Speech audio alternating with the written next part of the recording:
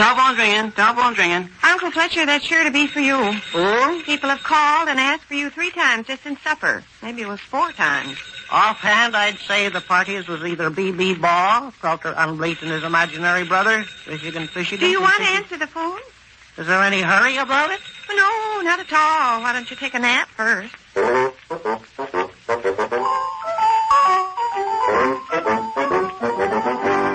Vic and Sade, brought to you by Oxidol, the soap that's famous for washing clothes so clean, they're white without bleaching.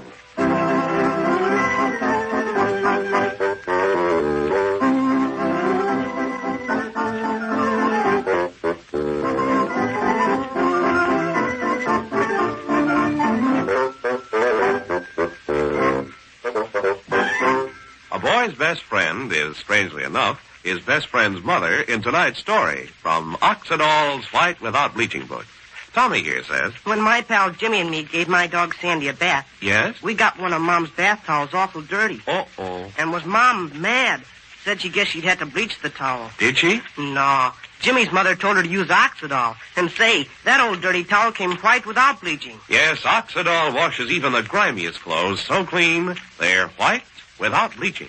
In fact, with Oxidol, clothes wash cleaner and whiter than halfway soaps can ever get them. Scientific tests prove it.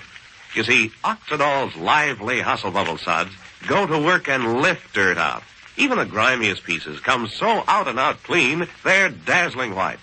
Yes, except for unusual stains, they're actually white without bleaching. And Oxidol is really safe for all your pretty wash colors and rayons. So let Oxidol be your best friend on wash day. Use Oxidol and see your clothes come white without bleaching.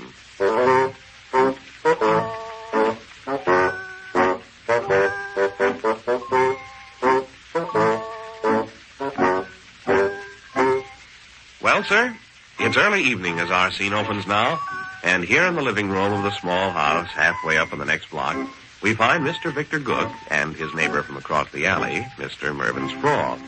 The gentlemen are seated on the davenport, and the conversation is going along in this wise. I spent 2 summers in Milwaukee, Wisconsin. I'm pretty fairly acquainted with the city myself. Oh, I can't say I know it like a book or anything, but I've been through there frequently enough so that I know my way around. It's on the lake. Yes, and you can see some mighty pretty views of the lake. It's on Lake Erie there. No, Sproul. It's on Lake Erie there. On a clear day, a man can see right across to Canada. Milwaukee, Wisconsin is on Lake Michigan, Sproul. This is Toledo, Ohio. You're talking about Toledo, Ohio? Yes, I was under the impression we were discussing Milwaukee, Wisconsin. Toledo, Ohio. Okay, let's discuss Toledo, Ohio. Yes, Toledo is on Lake Erie. I was born in Boston, Massachusetts. I see. I was born in Boston, Massachusetts, but I spent considerable time down south of there. Well, I guess our friends have finished the supper dishes. Yes. Are you finished the supper dishes, friends? Yes. I broke my usual saucer. He considers that funny. Every time he helps me with the dishes, he drops the saucer and breaks it and then laughs. Well, I'm amused because it shows human weakness. Don't be amused. You 2 gentlemen having a lovely conversation? Only moderately lovely. We started out talking about Milwaukee, Wisconsin, and all of a sudden we discover we're talking about Toledo, Ohio. Very, very interesting. Yes, especially when you throw in Boston, Massachusetts to really gum it up. My daughter Florence, I guess she's still downtown. Yes, and will be till maybe 9 o'clock. Yes. Is there anything I can get you, Mr. Sproul? A glass of water or a little taste of something to eat? You just finished supper. He forgets sometimes. Mr. Sproul, are you comfortable? Yes. Could I bring you a glass of water or a little taste of something to eat? Yes. Glass of water? No. Little taste of something to eat? No. Oh. How about a pillow for behind your back? Rush, why don't you get it? The telephone's ringing. I'll get it. Most likely Fred and Ruthie. Might be the chap trying to locate Uncle Fletcher that called a while ago. Oh, was that for Uncle Fletcher? I meant to holler in and ask. Oh. Hello? Yes? Why, no, he isn't. No. Have you tried his residence? Uh-huh. I see. Not at all. Goodbye. That's all I want, Uncle Fletcher? Yes. My daughter Florence, she's going to sew a pocket in my shawl for me. That'll be nice. She's going to sew a pocket on my shawl, and then I'll have a place to put peanuts with chocolate smeared on outside. Never heard of a pocket on a shawl. I like them peanuts with chocolate smeared on outside. It tastes pretty good, all right. When I was in Toledo, Massachusetts, looking across Lake Erie into Canada there, I offered... Telephone's ringing. Telephone's ringing. Oh, yes, you get it this time. Okay. Does my daughter Florence want me on the telephone? We'll see, Mr. Sproul. Yes. Hello? Yes? No, he isn't. No, I'm afraid I couldn't tell you. Have you tried his home? Uh-huh. I see. Not at all. Oh, boy. For Uncle Fletcher, huh? Yeah, he's sure popular all of a sudden. This was a different party from the guy I spoke to a while ago. Smelly Clark's Uncle Sap gets a tremendous kick out of telephoning his lady friend and pretending he's a... Evening, Sadie, honey. In the living room, are they? The glamorous man about town in person. Hello, Uncle Fletcher. My daughter Florence? It's my Uncle Fletcher, Mr. Sproul. Yes. He's got colder in the last 30 to 45 minutes. The man needs his mittens and muffler. Good evening, Sadie. Vic, you're looking fine. Rush, you on deck, Harvey. Well and sprawl, honey. Yes. All prettied up in your shawl and baby bonnet like a regular dude. Yes. I knew an elderly chap there in Belvedere, Illinois that wore a hood and a bib. But you're the first sport I ever come across that preferred shawl and baby bonnet. Telephone's ringing. Telephone's ringing. Uncle Fletcher, that's sure to be for you. Oh? People have called and asked for you 3 times just since supper. Maybe it was 4 times. Offhand, I'd say the parties was either B.B. Baugh, Felder Unbleach, and his imaginary brother. Wish you can Do you think want of to it. answer the phone? Is there any hurry about it? No, not at all. Why don't you take a nap first? I imagine the half-wit will keep ringing till a man's able to finish his sentence. I started to say it was my opinion B.B. Baugh is making the call. You also made a guess it was Pelder Unbleat and his imaginary brother, or Michigan. Maybe we won't need you in this, Rush. Oh. Oh, answer the phone, Uncle Fletcher. When a numbskull telephone rings, the American public dashes for it like it might explode if it wasn't answered the first 5 seconds. Hello? Yes, this is Fletcher Rush speaking. Who? Oh, hello. Ernie Fatler. Yes. You don't know him, Sproul. My daughter Florence is going to sew me a pocket on my shawl. Then I'll have a place to keep them peanuts with the chocolate smeared on outside. Tell her to sew a pocket on your baby bonnet. Then you'll have a place to stick a lighted candle and can see where you're going. Uncle Fletcher, you're keeping your friend on the telephone waiting. This is Ernie Fatler on the telephone. Well, speak to Ernie Fatler. Sadie, honey, who is handling this affair? Oh, yes. Hello, Ernie. Ernie Fatler's a ticket agent down in the interurban station. He'll enjoy that. You're familiar with Ernie, Vic? Sure. Wears the green eye shade and the cigar behind his ear and the indelible pencil marks on his chin where he's forgot he had an indelible pencil and moistened it by accident, then poked himself in the chin and left marks. Ernie and I are old cronies. I'll give Ernie your regards. Do that. Hello, Ernie. He's a great old Ernie. Salt of the earth. Hello, Ernie. Ernie. Oh, Ernie. He's hung up. Yes. That what numbskull hung up. Very rude of him. I'll hang up myself, by George. Ernie Fatler's a fine chap, but he's got a few rough edges. Trust Ernie Fatler with your last shirt. Put your valuables unhesitatingly in Ernie Fatler's care. Let Ernie Fatler handle your stocks and bonds.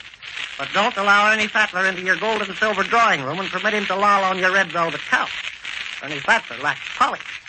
Ernie Fatler lacks the subtle, high-toned, la-di-da garbage which marks a man as a fashionable Ernie Fatler's ringing. Ernie Fatler's ringing. Talk to him this time. Don't make him stand there with a receiver to his ear while you make jokes about Mr. Sprawl's baby bonnet. Yes. Hello?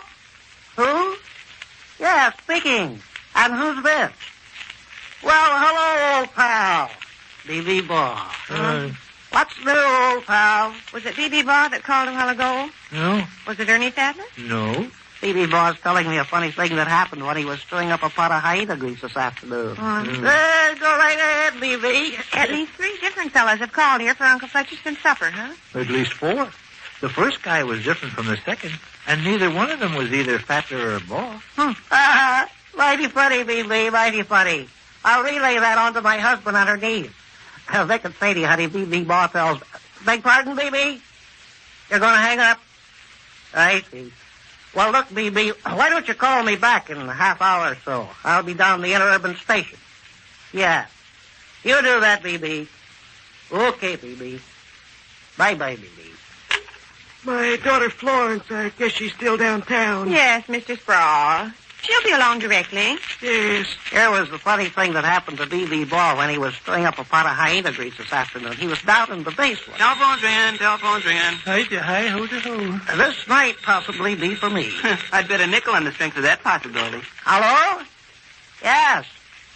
Oh, hello, why. Why, Skeever, the barber down there in the Butler House Hotel. How's garbage with you, why? Nothing to do, huh? I see. Well, keep in touch with me. I'll be down in the interurban station, why. Why don't you give me a ring in half an hour? Sure. Okay, why. Goodbye, why. Oh, so that's it, huh? Beg pardon, lady honey? You deliberately instruct these chums of yours to call you on the telephone. Yes. You don't have any business with them or anything. You just ask them to call for the sake of calling. That's it, lady honey. I don't know why I never thought of it before. Bucks a man up to be wanted on the telephone. Makes him feel important. Take me half an hour from now when I saunter in the interurban station. I'll receive the information I had from 3 to 6 telephone calls. The bystanders that habitually skulks in the interurban station will gape and stare. Probably even while they're gaping and staring, the telephone will ring, and it'll be for me. I won't make nothing special out of it. I'll swagger up to the telephone and put the receiver up to my ear and demand to know who wants me. The bystanders crane their ears and oogle and stretch. I'm not going to say anything about childish tricks, Uncle Fletcher. I'm not going to say anything about... Oh, yes. Telephone's ringing. I heard the telephone. Yes, Mr. Sproul, you did. This might possibly be for me, sweetie honey. Uh-huh. I'll answer. Do that. Hello? This is Fletcher Rush speaking. Michigan from Michigan. Hello, Michigan from Michigan. Michigan from Michigan.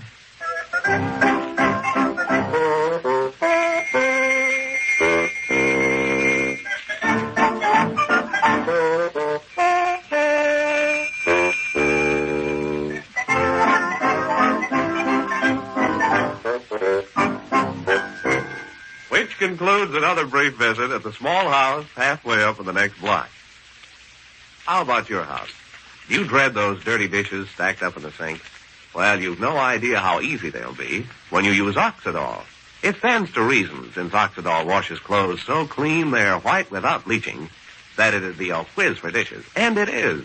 Why, Oxidol's lively hustle bubble suds dissolve dishpan grease. Don't merely cut or loosen it. They actually dissolve grease.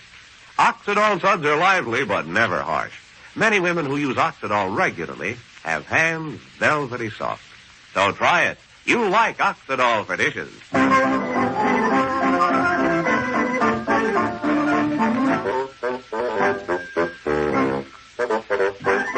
Listen tomorrow night, same time, when the makers of Oxidol again bring you Vic and Sade, written by Paul Reimer.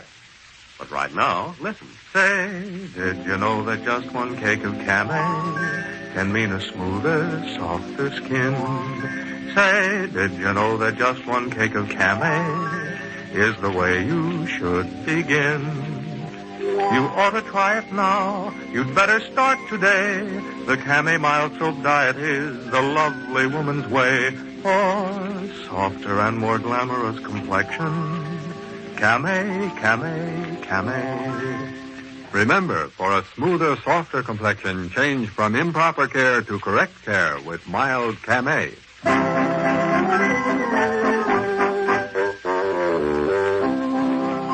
This is Rye Billsbury inviting you to be with us again tomorrow evening for Vic and Sade. Until tomorrow, then, good night.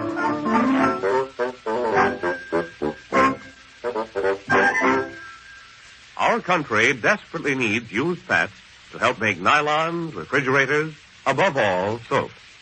Save used fats even though you don't need points. You get 4 cents a pound. This is CBS, the Columbia Broadcasting System.